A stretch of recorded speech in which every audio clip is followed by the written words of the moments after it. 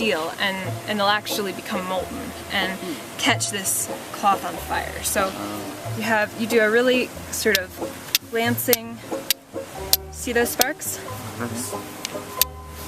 And this is often you have to do quite a few times before one jumps just the way you want it to and hits the cloth. But you can see it's making these nice little sparks.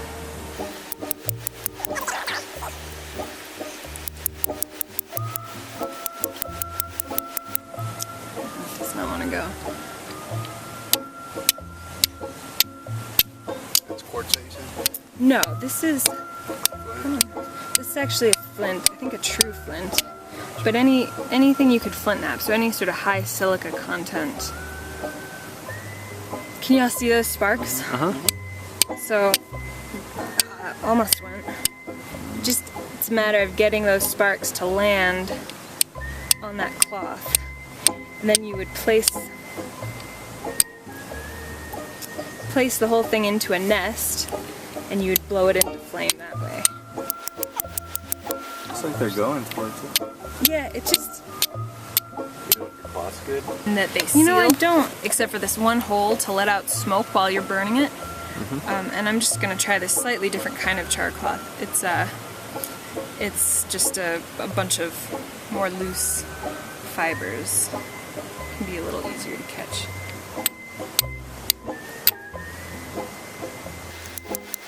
There it goes. Yeah. So yeah, you would stick that in a really nice fine tinder nest and blow it into flame same way that you would a coal that you got from a bow drill set. So yeah.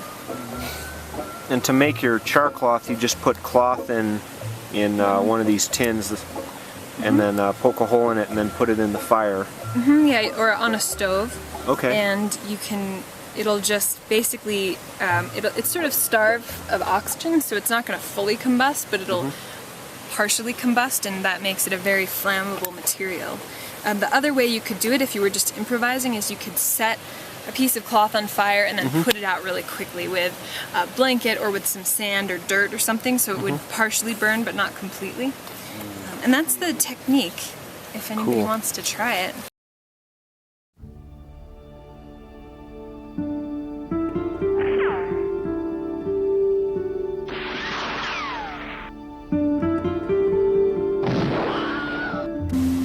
And this is rabbit poop or other herbivore poop. Any herbivore poop will work because it's basically just finely processed vegetable material. That makes sense. So I'm powdering it pretty much as fine as I can get it, and then dry, obviously. And then just putting that in the middle of a really good tinder nest. And then got this magnifying lens, kind of at the wrong angle. So you're gonna get it as focused as possible. So you have to play with the angle, but in this intensive sun, it'll start really fast. Kevin had a magnifying glass on his compass. Me too. And I don't know that it'd do that, but you know, almost anything will work for this. I've even seen a plastic bag filled with water able to focus enough light rather, to set some really fine powder on fire. But yeah, he pointed it at some twigs. He's like, there's no way this would work. And then he put it on his hand. He's like, oh wow, yeah, this will work. Yeah, the key is really fine material. Yeah. And then, you have to be in a place that has really strong sun. And this isn't per se going to burst into flames, but if you get it going for a while and you have it in a nest, you'll be able to blow it into flames like we did with the bow drill friction. So this is a great, really lightweight thing to have as part of the survival kit, especially if you're at the right sort of latitude. Because around here, this is a pretty great method.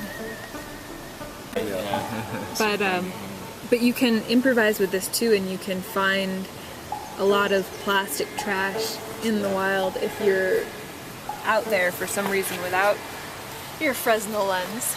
Yeah.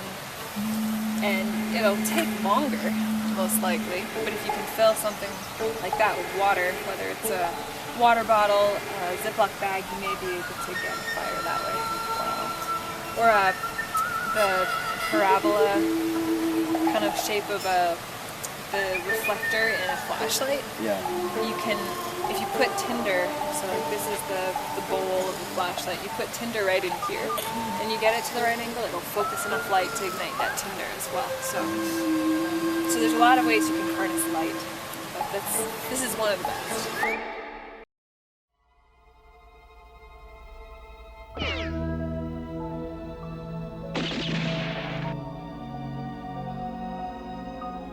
Around the property, so that's a piece of yucca.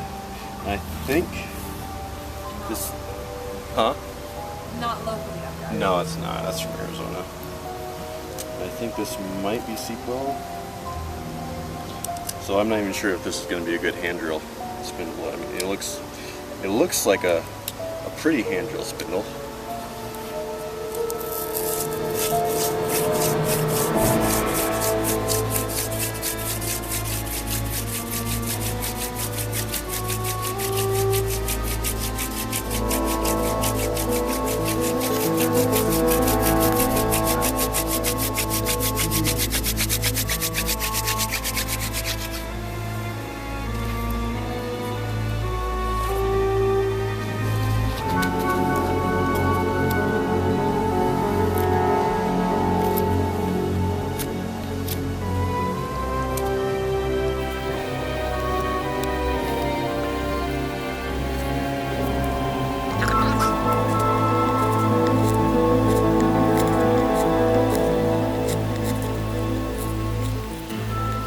So we'll see how well this works. The char that was coming off of that looked to me a little bit,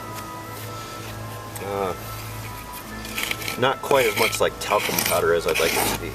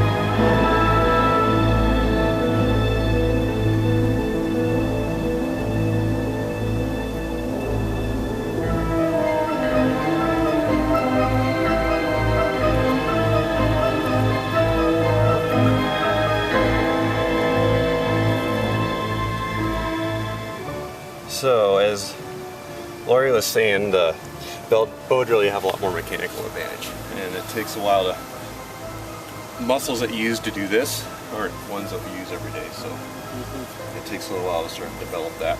What kind of pressure are you? A lot. Throughout? Yeah.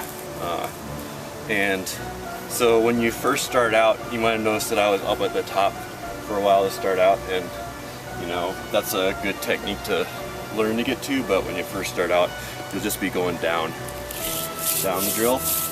And one motion to sort of, that's good to learn so that you can stay at the top like that, is, you know, normally as you're pushing down, your hands are going to naturally go down. But what you can do is, so one thing is I like to use my whole hand, just like with the bow, using the whole bow. The more spins you get before you stop, the better it's going to be. And so one thing to do is, if you're using your whole hand, what I can do is when I get to the end of a stroke, if I tilt my hands and go like that, it works its way up the drill. And your hands, if your hands are dry at all, which in this environment they're going to be, they slip a lot on the spindle, so I always wet my hands But so one thing that I practice a lot is starting at the bottom and being able to do that motion and work my way up the drill and still keeping pressure on it. Going up. And then once you get that motion down, that staying at the top's a bit easier, and then you can just really get a lot of pressure when you go down. So it's also a good thing to do in tandem, you know, because you just get one person to go as hard as they can, and they stop at the bottom, and the next person's ready and they go down, and you just keep taking turns, or 3 or 4 people even, and it makes it a lot easier. You know, something pinky, less than pinky diameter, because it takes a lot of strength to spin that, and the fatter you get on the more friction that's there to overcome is more difficult. So you want to use something relatively thin. Soft boards like yucca, I use cottonwood root a lot for the board. One common hand drill that you can find just about anywhere is a plant called common mullein. You'll see it along the interstates. It has this sort of spike of yellow flowers, and it's got the really velvety soft leaves. Everyone says, oh, that'd make good toilet paper because it's a really soft leaf. So it's got this rosette of leaves at the base, and then sort of leaves coming off this stalk that gets usually probably about 3 or 4 feet tall, sometimes maybe as much as 6 feet tall. And a lot of times you'll see it on roadsides, like disturbed areas, some places where there might have been a fire or there's a lot of sort of human activity going on. And that's a good one. And also cattail. The cattails, if you get the thing that has the hot dog on it, you know, that's a pretty fragile one, but when you're just starting out, it's really good because you usually don't have quite as much strength as you would need to bust it. And also it's really smooth, so it doesn't work your hands, because you get a lot of blisters when you first start on your hands. And so the cattail, because it's so smooth, doesn't blister your hands, because any sort of irregularity on the spindle will cause you to get blisters. How can you do it with your feet? I can't. That should be a good new challenge. Foot drill. Foot drill. I think they have a website for that. But I don't know you want to go there. One-handed drill. One-handed drill.